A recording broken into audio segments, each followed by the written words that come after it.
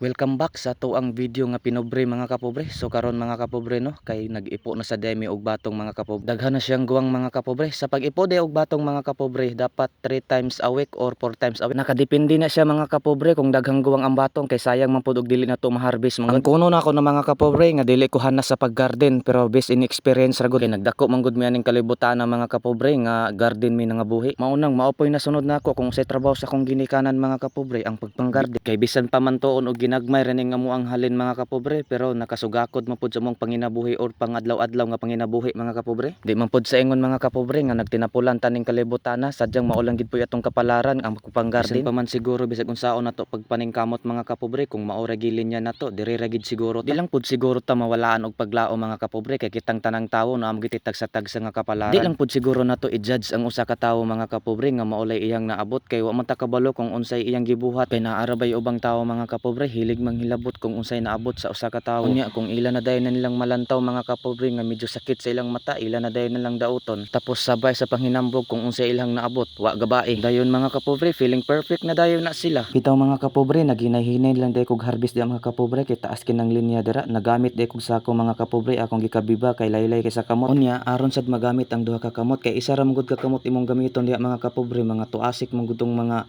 gagmayng mga bulak dira. Nagsige na lang tagkabiba sa tuang bata dira mga kapobre, bisang wa patay anak. Bitaw mga kapobre, dire lang sa kukutob mga kapobre, kay tiwason lang usa nako ni pag-ipo ang batong, kay kung magtabi pa ta dugay kay kumahuman ani. Salamat de sa pagsuporta sa ako ang video mga kapobre. Sa nakarelate day ani mga kapobre, mamalihog na lang ko ninyo comment, like og share og paki-follow na lang sad sa ako ang page mga kapobre, aron daghan patang mga content nga mabuhat nga akong maipakita ninyo. Og salamat de sa mga bagong followers og non-followers nako mga kapobre, sa mga nag-send og star, salamat de sa tanan. Di man ta mo matagsa-tagsa og pasalamat mga kapobre, ang Ginoo na lay mag-igo niyo mga kapobre no. So maoro to mga kapobre, salamat sa paglantaw.